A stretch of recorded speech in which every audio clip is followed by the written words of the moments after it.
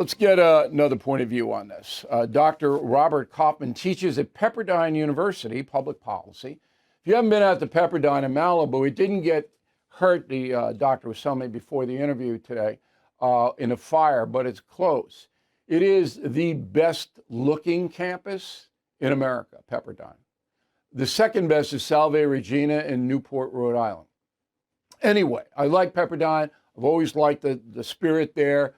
It's not a far left crazy place. You get a fair cut if you attend Pepperdine. Anyway, Doctor, you've been watching this policy stuff. Let's go with the J6 people first. President has not explained it, maybe by airtime, because we taped this a few hours before it airs. He will. But at this point, I'd like to hear from him. Do you know why he might have pardoned those violent people? In this case, I think the president took a decent, defensible instinct too far by not making a reasonable distinction between violent and nonviolent, and particularly 7 of those, at least, committed violence against police officers. That's indefensible. President Trump's a victim of the weaponization of the justice system. Many of the people who were brought to trial unfairly in circumstances where the government deliberately chose a jurisdiction the way they did with Trump, knowing that they were going to get indictments, convictions, and bankrupt many of these people. Right. So President Trump has a defensible point. For many of the 1,600, he did give clemency to or pardon. It is indefensible, however, and I don't think you can explain it, to pardon those who perpetrated violence. It's disappointing because a few days ago, Vice President J.D. Vance said that any type of pardon would make the distinction between violent. Right, and Pam Bondi, the new Attorney General, said the same thing. But Trump is an emotional guy, and that's what he does. And he didn't look at all the jackets of the 1,700 people involved in his J6 prosecution. But he had to know, and this is the key to Donald Trump, he had to know that by pardoning people who attack police officers, that was going to raise holy hell. Had to know it. And he did it anyway. And that's the mystery. Why? Do you have any theory on it? Well, I've always said that Donald Trump and Richard Nixon share many characteristics, including underrated talent. And one of Nixon's problems, I assisted him in writing his final book, and he was very candid. He's put this in his books, is that sometimes he was at his worst, not during the battle, but after winning a victory, and he had what Churchill would call a magnanimity deficit. And I understand that President Trump, who's been under unfair, continuous assault since the time the networks announced his first victory, has the instinct that he promised these people that he was going to let them out. He was fulfilling a campaign promise. And I think he also knew that he was going to stick it in the eye of many people by doing it, not doing it per se, but going too far. And there's one more component. He's not going to pay a political price for it because you don't have to run again. No, so this is Donald Trump being Donald Trump. Yeah. But he calculates things out, but he goes, look, yes, he does. This is going to pass fast, and it will. The big thing is immigration. The big thing is the economy. I'm going to get that up and running. So I said I was going to do this, but he didn't. He could have not done it. And so when I talk to him next, if that's, I don't know whether it'll ever be, but I'm going to say, what was that all about? And maybe I'll get an answer, and maybe I won't. All right, let's go to Joe Biden. So when you read that he pardoned his family members, what was the first thing you thought of? I thought of the stark difference between the first time I met you and what Joe Biden did to Biden's shame. You don't remember, I do. The first time I met you was in the Fox studio as I was about to do commentary on the death of Gerald Ford. And Gerald Ford gave Richard Nixon a pardon, a preemptive pardon, which Right. is what Biden did for his family, really at the cost of his political career, and really to save the country turmoil and trauma, and to preserve the founding fathers' wish that we distinguish between political difference and the criminalization of political behavior. In other words, what Ford did, which was unusual, was done for the noblest of motives. And I agree What, with that 100%. I mean, and he, what right. and conversely, what President Biden did was for the most ignoble of motives. It was to protect him and his family and those who acted illegally from scrutiny, going all the way back to 2014. A preemptive pardon should be the exception rather than the rule, and should be for a public purpose rather than to protect a crime syndicate. And unfortunately, President Biden, who had a very sad presidency because of its failure, really left in shame. And Bill, when you said that President Trump calculates, I agree. And I also think President Trump calculated that President Biden's really deplorable preemptive pardons in extent and scope gave the president a lot more leeway to do what he did in the news cycle than Yeah, he would because have he punted otherwise. it over Biden's worst, but that doesn't help the country. And that's my main It doesn't. focus No, here. it doesn't help the country. Right. It's an Let's explanation. all do the right thing, But right? you asked originally, what was President Trump thinking? I think That's what he President was Trump thinking. also thought I can get away with it I can get away because with it. Biden's worse, right? That's right. Now, I'm going to have Comer on tomorrow, the congressman who's leading the Biden investigations, and he's got a new book out, and he says he's going to continue the investigations. Okay, that's good, I think. And in history, we want to know if a vice president or a president, in this case Biden held both offices, took bribes. That's what this is all about. We cut through all the BS. It's about taking bribes. And his family members, it looks like, received money for nothing, as Dire Straits once sang. Money for nothing because he was vice president and he was president. And so millions of dollars came in and they all cut it up and they all put it in their pocket. All right, well, that's illegal. That's selling influence. You can't do it. But the big one is, did Joe Biden himself take money? And that has not been proven beyond a reasonable doubt at this point. Would you agree? I agree, but I also think there's a silver lining in this, including with General Milley, who, in my view, committed treason by telling the Chinese that he would intervene in the event President Trump exercised his duty as commander in chief. And the silver lining is, because these people are pardoned, that pardons all past offenses, but they don't get the right to plead the Fifth Amendment because Yeah, they are. no, if they And, are called into Congress, and Comer should call them in, every one of them. and that means you can call people in and ask them, Yeah. what did you do? And they don't have the right to plead the Fifth Amendment. So I think the likely consequence is not convictions, but it may illuminate to the country how sordid things were and And I what hope went it on. does.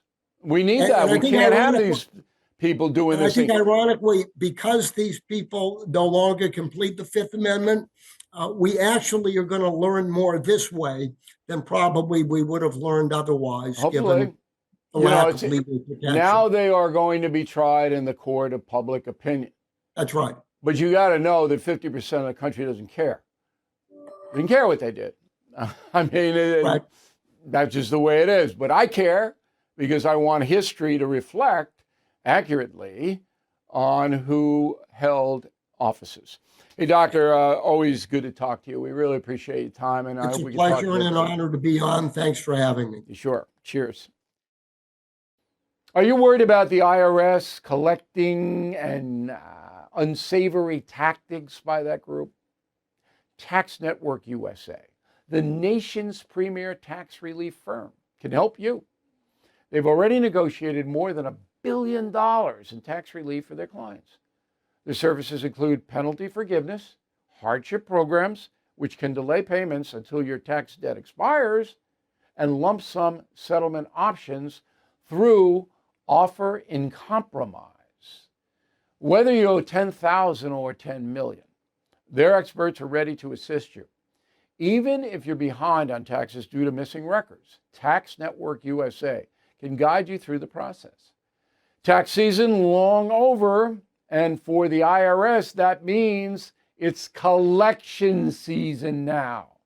So to schedule a complimentary consultation, please call 800-958-1000 or visit tnusa.com/bill. Don't let the IRS aggressive tactics control you. Take charge of your financial future. Visit tnusa.com/bill today.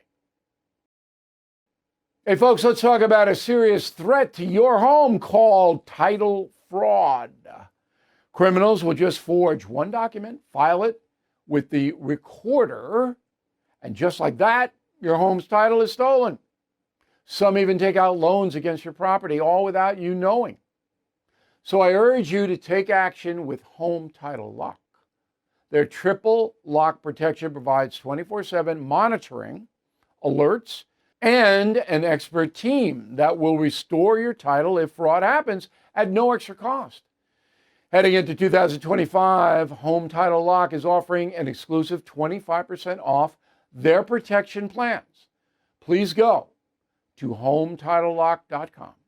Use promo code BILL25 to get 25% off your subscription and a free title history report to ensure you are not already a victim. That's HometitleLock.com, promo code BILL25. Donald Trump, executive order designating the drug cartels in Mexico terrorists. Quote, the cartel's activities threaten the safety of American people, security of the United States, stability of the international order in Western Hemisphere. Their activities, proximity to, and incursions into the physical territory of the United States pose an unacceptable national security risk to the United States. Executive order signed yesterday. Now, on October 14th, 2021, I've never reported this before, but I will now. I had dinner with Donald Trump, and we discussed this executive order. He asked me, would you do it? I said, absolutely, in a heartbeat. And now the United States can kill drug cartel members without consulting with Mexico or anything like that. If you want to know how it works, read my book, Killing the Killers, about Soleimani and all of that. It's exactly the same thing. And I think this is a very good thing. Donald Trump also shut down the Border Patrol app where migrants were getting appointments to apply for asylum. That has gone dark. No more of that. No more catch and release. Joining us now from Washington, D.C. is our go-to guy on immigration matters, Stephen Camarata. He's the Director of Research for the Center for Immigration Studies. What is the most important thing that Donald Trump did yesterday in the executive orders vis-a-vis migration? Well, I think first off, I'd say the tone, right? He's letting everybody know the immigration law is back in business. We're not going to be releasing people at the border. I mean, there were several things that he signed. Some obviously are just going to get stuck in the courts very quick, like an end to birthright citizenship. Others can have some impact on supporting the Border Patrol by his use of the military, though it's not clear how much more that's going to matter than what the National Guards are already doing at the border. But other things like, as you mentioned, getting rid of the CBP-1 app, which is allowing people from certain countries to schedule a hearing. These are not individuals who have a green card. These are not individuals who have any other legal right to come in, but they're just using it to parole these individuals into the United States with the possibility some way down the road of getting asylum, though as far as we can tell, most don't apply. We think we've let in 400,000 people that way. So this program, CNHV it's called, because it applies to Cuba, Nicaragua, Haiti, and Venezuela, this program, he shut it down, and that whole system of using that app. He's also tried to sign an executive order dealing with reinstating remain in Mexico, which is a way of preventing people from just coming to the border and applying for asylum, knowing the system is overwhelmed, and being released into the United States. Right, which was insane. So now they have to wait in Mexico, which was the Right. policy in the last year of his first term. How important is the executive order designating the cartels, which of course are smuggling tons of narcotics, and they are people smugglers as well, into the USA? How important, in your opinion, Stephen, is that executive order? Well, it's certainly the first time anyone's ever done that. I think time will tell if it really makes an impact. But we know the cartels are involved in smuggling and human trafficking. So if we can go after them more effectively because of this, that could have an impact. We'll have to see. I mean, they're very powerful, very rich, and we have limits on what we could do to them in Mexico without greatly angering Mexico. And in terms of cooperation on migration, greatly angering Mexico may be a problem. But I'm just not sure, Bill. I have to be totally honest. Let me mention another thing he did. Go ahead. He's basically put the refugee settlement program on hold to give it an top to bottom, if you will, review. So that was over 100,000 new people coming in each year. And so that's another big change. And I think that was another thing that he did was very wise. What Trump has done is added bureaucracy to people coming in here. Sometimes that's unfair, as with Afghanistan, but that's what he's done. I believe the terror order will ultimately lead to the destruction of the cartels if Donald Trump executes it, pardon the pun, the way he did with the terrorists in the Middle East. Because now we don't have to consult with Mexico City. We'd be foolish to, because so many of those people are on the take. They've been bribed by the cartels. They tip them off for any criminal raid or anything like that. So from the space, you isolate a cartel leader or members, and boom, the drone just wipes them off the face of the earth. That's going to send a lot of fear into those criminal precincts. Final question. Have you ever reached the conclusion about why President Biden opened that border that led to so much pain for this country? Right. So just to remind your listeners, he released, at least purposely as a matter of policy, 7 million people caught at the border. We think that the number of people we saw going through and didn't stop was about 2 million, maybe more during his administration. And that's on top of people we didn't see sneak in. So this was totally unprecedented. You want to know why he allowed this to happen. In fact, he adopted policies that greatly facilitated. The short answer is probably maybe he wasn't that aware. I mean, I think that people who are very... Why did people behind him do it? There's got to be a reason why they did it. Right. And the reason I think they do it is at its core, they see restrictions on immigration into the United States as motivated by racism and ethnic animus. And ipso facto, the border's kind of illegitimate. Now, they'll pay lip service. They'll send some people back. But someone like Mayorkas is just fundamentally hostile, if you will, seemingly to America's sovereignty. That's the only way to explain this crazy policy. Far left progressive nonsense. Stephen, thanks very much as always. We really appreciate it. Senate has approved the Laken Riley Act that says that the Department of Homeland Security can detain foreign nationals arrested in this country for burglary, theft, larceny, shoplifting, or assault on a law enforcement officer or anybody else. Okay? That's what it says. So you don't have to be convicted. You're arrested. Now, if the states don't cooperate with Department of Homeland Security after the arrests are made in the individual states, then the federal government can take sanctions against them, and individuals can too. All right? So this basically removes any protections for sanctuary cities and states.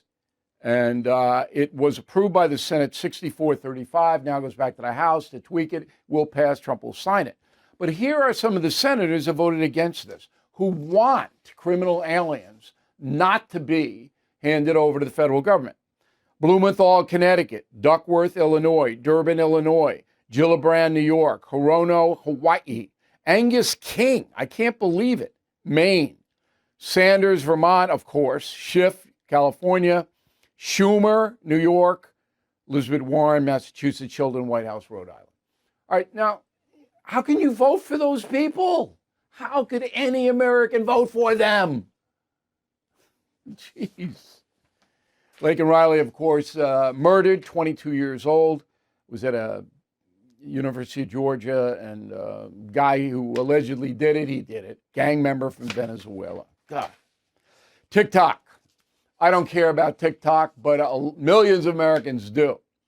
So TikTok's run by the Chinese government. We all know that. They accumulate information about people on using TikTok. And now the Supreme Court says, hey, the United States can outlaw that. It's a security issue. But Trump has a different take on it. Go. Wait, I think the U.S. should be entitled to get half of TikTok. And congratulations, TikTok has a good partner. And that would be worth, could be $500 billion or something. It's crazy. The numbers are crazy. But it's worthless if the president doesn't sign, then it's worthless. All right, so 75 days that Donald Trump has a decision to make whether to outlaw TikTok because it's run by the Chinese communists, or to make a deal where the United States controls 50% of TikTok and the Chinese government's out. That's what Trump's angling for. He wants the money. Now, I hope the money would be used to pay down our debt. Okay, so that's what that's all about. President Trump's victory is a win for America. That's what most voters think. But Bidenomics has left us with a failing economy. I rely on American Hartford Gold to protect my savings with physical gold and silver, and you should consider that. American Hartford Gold has thousands of five-star ratings and an A+ from the Better Business Bureau. A tax-advantaged gold IRA can shield you from worsening inflation. You can even roll over your 401k or IRA tax-free and penalty-free. So act now before it's too late. Call or text American Hartford Gold. Tell them Bill O'Reilly sent you for up to $15,000 of free silver on qualifying orders. Call 866-501-5201 or text BILL to 65532. That's 866-501-5201 or text BILL to 65532. We don't talk enough about those truly making a positive impact. So let's take a moment to discuss Delta Rescue, the world's largest no-kill care for life animal sanctuary. Home to more than 1,500 rescued animals. It is staffed by trained specialists who provide lifelong care, love, and safety. They do incredible work. But look, it's important to remember that Delta Rescue relies solely on contributions from us. I have donated, and so should you. Their founder, Leo Grillo, built a legacy of dedication and everlasting love for animals. So consider making it a part of your legacy too. Talk with an estate planner. Check out the estate planning tab at deltarescue.org. You can make a difference, even get potential tax benefits. So please visit deltarescue.org today to learn more. deltarescue.org. And now let's go to our daily media madness segment. No shortage. CNN laying off 200 people, 6% of its staff. Why? Because they're losing hundreds of millions of dollars because nobody watches them. Now, karma, yeah, I believe it. CNN, MSNBC, they're not a legitimate anything. And NBC News is just crazy to have allowed that. But CNN at one time was a very positive thing for this world. And to see it destroyed the way it has been, and it's self-destruction, boy. NBC News also making cuts, and that'll continue. It's bare bones over there now. Cutting salaries all over the place. Can't make any money anymore. I was the highest paid broadcast journalist in history. And I'm proud of that. But now, it'll never happen again. But we were in the golden age. That's for sure. Smart Life. Governor Hochul in New York proposing a law that would ban cell phones in schools, what they call bell to bell. When it starts, when it ends. I support this law. All right, for Governor Hochul, right on, get this done. But then she puts a $14 million price tag on the law. What is that? You don't need to do that. The local people in New York fund the schools. I pay an enormous amount of schools tax. You don't need to add another $14 million into this, Governor. And that's what you do, is spend and spend and spend in highest tax state in the union. But these kids in school now, they can't concentrate because of the cell phones. And that's going to destroy their potential. You have to be able to listen and absorb information. And you can't if you're addicted to the cell phone. I know with my own kids. I know, I see it. And they're young adults now. They're both addicted. Both of them. And they cannot concentrate when that phone is in their hand. They can't. And they're brilliant kids. This has got to be a national law. No cell phones during school classes. All right, recess, I don't care. But you know how it goes, that they smuggle the phones in and if you're a teacher, take the phone, don't give it back. And a parent wants to come down and scream, let them. Negotiate with the principal. Smart Life, the reason this isn't a Smart Life segment is American children cannot compete in the world if this continues. Can't. Because they're all going to be addicted to the device. All of them. Bad.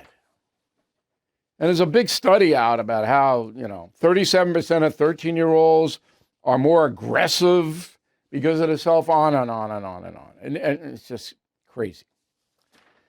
All right, Senator Ernst, Iowa, introduces a bill to defund Planned Parenthood. Good. You know how much Planned Parenthood gets of our taxpayers? A year? $700 million. Hey, you want your medical stuff? Ladies, get it on your own or go to a clinic. I don't want to be paying for it, particularly abortion. Next is PBS NPR. We got to stop. That's $525 million a year. No. So right on, Senator Ernst. Now we got to get somebody else to introduce no PBS NPR. Thank you for watching the No Spin News. To watch the full episode anytime on BillO'Reilly.com, please sign up to become a premium or concierge member. Visit BillO'Reilly.com to sign up and start watching today.